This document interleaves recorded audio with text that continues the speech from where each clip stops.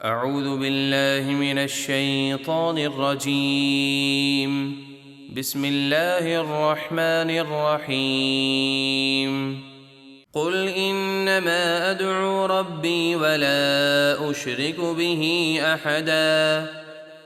اے حبیب آپ فرما دیجئے میں تو اپنے رب ہی کی عبادت کرتا ہوں اور کسی کو اس کا شریک نہیں ٹھہراتا۔ قل انی لا املک لکم ضرا ولا رشدا۔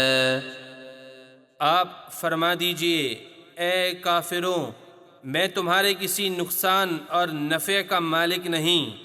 قل انی لن یجیرنی من اللہ احد ولن اجد من دونہ ملتحدا۔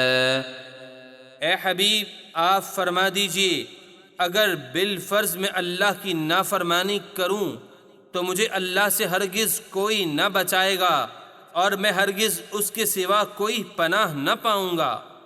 الا بلاغا من اللہ ورسالاتہ ومن يعص الله ورسوله فإن له نار جهنم خالدين فيها أبدا۔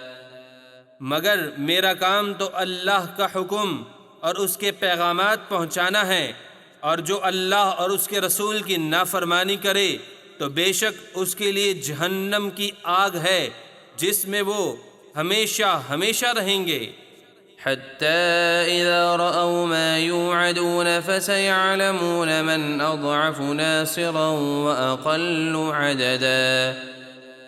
یہاں تک کہ جب وہ اس عذاب کو دیکھ لیں گے جس کا ان سے وعدہ کیا جاتا ہے تو اب وہ جان لیں گے کہ کس کا مددگار کمزور ہے اور کس کے مددگاروں کی تعداد کم ہے۔ قل إن أدري قريب ما توعدون أم يجعل له ربي أمدا۔ اے حبیب آپ فرما دیجئے کہ جس عذاب کا تم سے وعدہ کیا جاتا ہے میں اللہ کے بتائے بغیر نہیں جانتا کہ وہ قریب ہے یا میرے رب نے اس کے لیے کوئی طویل مدت مقرر فرما دی ہے۔ عالم الغیب فلا یظہر علی غیبہ احدا۔ وہی غیب کا جاننے والا ہے تو وہ اپنے غیب پر کسی کو اطلاع نہیں دیتا۔ الا من ارتضى من رسول فإنه يسلك من بين يديه ومن خلفه رصدا۔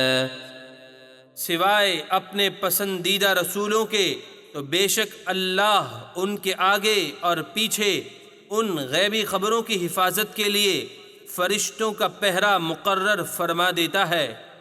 لِيَعْلَمَ أَن قَدْ أَبْلَغُوا رِسَالَاتِ رَبِّهِمْ وَأَحَاطَ بِمَا لَدَيْهِمْ وَأَحْصَىٰ كُلَّ شَيْءٍ عَدَدًا۔ تاکہ اللہ ظاہر فرما دے کہ بے شک ان رسولوں نے اپنے رب کے سارے پیغامات پہنچا دیے اور جو کچھ ان کے پاس ہے سب اللہ کے علم میں ہیں، اور اللہ نے ہر چیز کی گنتی شمار کر رکھی ہے۔